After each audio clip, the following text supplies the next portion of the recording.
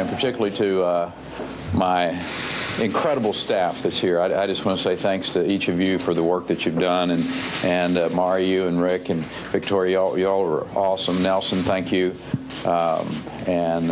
It's just been a real privilege to be able to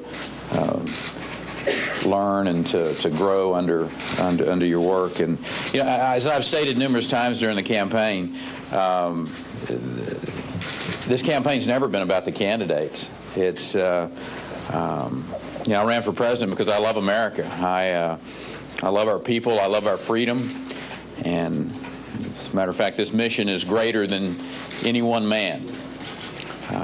As I've traveled across this great country, starting here in Charleston, going to New Hampshire and to Iowa, California, down into Florida, numerous states in between, obviously, and I discovered this tremendous purpose and resiliency of our people. They've never lost hope, despite the circumstances that we find ourselves in. They hadn't stopped believing in the promise of America. They haven't stopped believing in the American dream. Americans are down, but we can never be counted out. We're too great a people for that. What's broken in America is not our people. It's our politics. And what we need in Washington is a place that is humbler, with a federal government that is smaller, so that our people can live freer. I entered this campaign offering a unique perspective, a governor who had led a large state, leading the nation in job creation, an executive leader who had implemented conservative principles, a son of tenant farmers who was born with little more than a good name, but who has experienced the great opportunity and freedom of this country. But I've never believed that the cause of conservatism is embodied by one individual. Our party and the conservative philosophy transcends any one individual. It's a movement of ideas that are greater than any one of us and will live long past any of us in our lives. As a former Air Force pilot, I don't get confused. I know we can't lose track of the ultimate objective in carrying out our mission.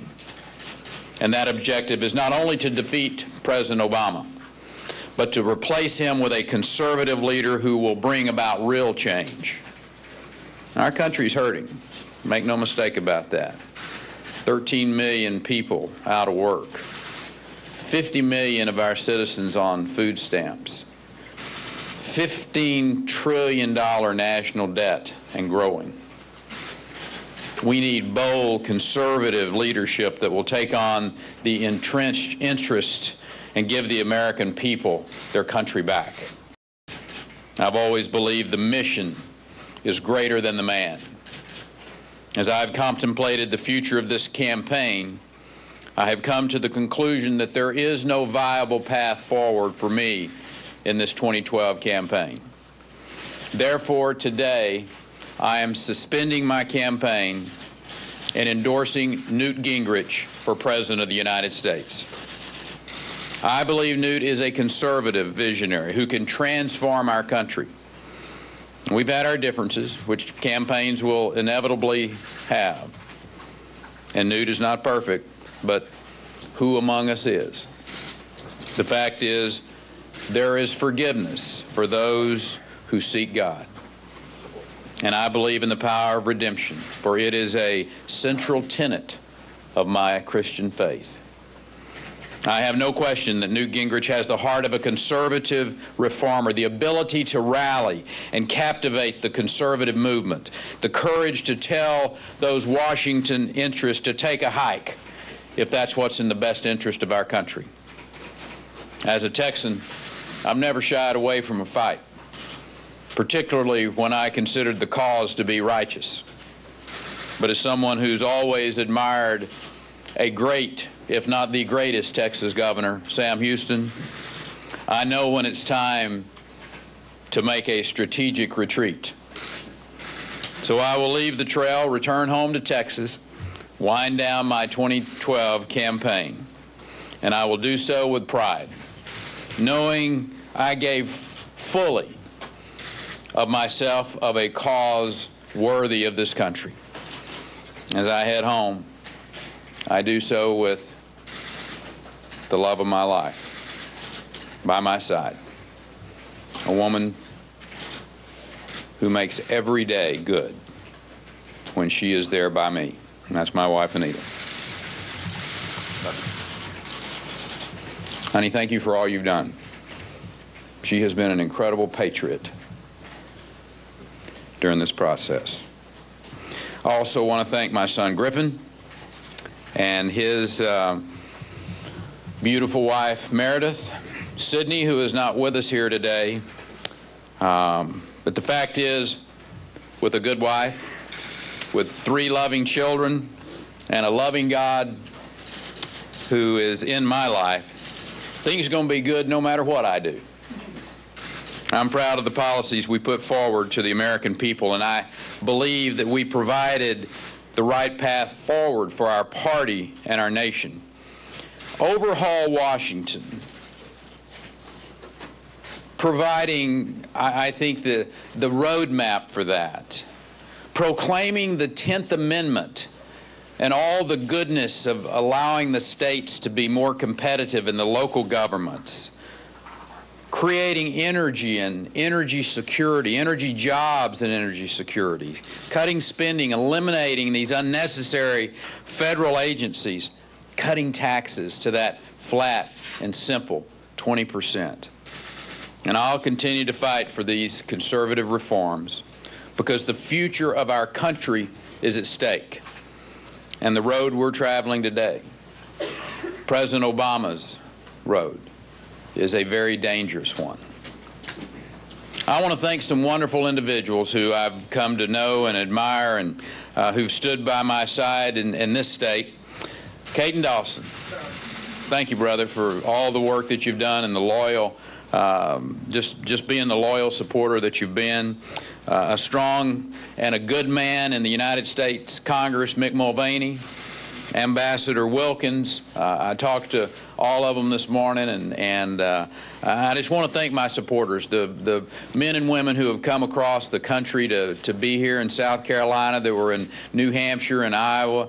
God bless you for loving your country, for for volunteering and being here and making a difference. In particular, I want to say thanks to Governor Bobby Jindal, who has just been a fabulous spokesperson. Steve Forbes, who as I know him more, I admire him greatly. What a fabulous, patriotic American. And Governor Sam Brownback, Senator Jim Inhofe, Congresswoman Candace Miller, Sam Graves, Congressman Sam Graves, all just great Americans who we have come to have such great respect for and reflect their love of country. And I want to say a really special thanks to 3 distinguished veterans who have joined me on the trail. Medal of Honor recipient Mike Thornton. Mike spent the last 2 days with us as we traveled across South Carolina. Navy Cross recipient Marcus Luttrell. Thank you, brother. I appreciate you and Mel coming and being with us today. And my Christian brother, who's up in Greenville and has traveled so many miles with me, young Marine Captain Dan Moran. They truly represent what is best about America, who give of so much of themselves. And they have been uplifting for me as a citizen, as the commander-in-chief of our Texas forces. And again, they are truly my heroes. You know, I began this race with a sense of calling. I felt led into the arena to fight for the future of this country. And I feel no different today than I did then, knowing a calling never guarantees a particular outcome, but the journey that tests one's faith and one's character. So now the journey leads me back to Texas, neither discouraged nor disenchanted, but instead rewarded highly by the experience and resolute to remain in the arena and in the service of my country. Our country needs bold leadership and real transformation. Our country deserves that. We must rise to the occasion and elect a conservative champion to put our nation back on the right track. And this I know, I'm not done fighting for the cause of conservatism. As a matter of fact, I have just begun to fight. God bless you.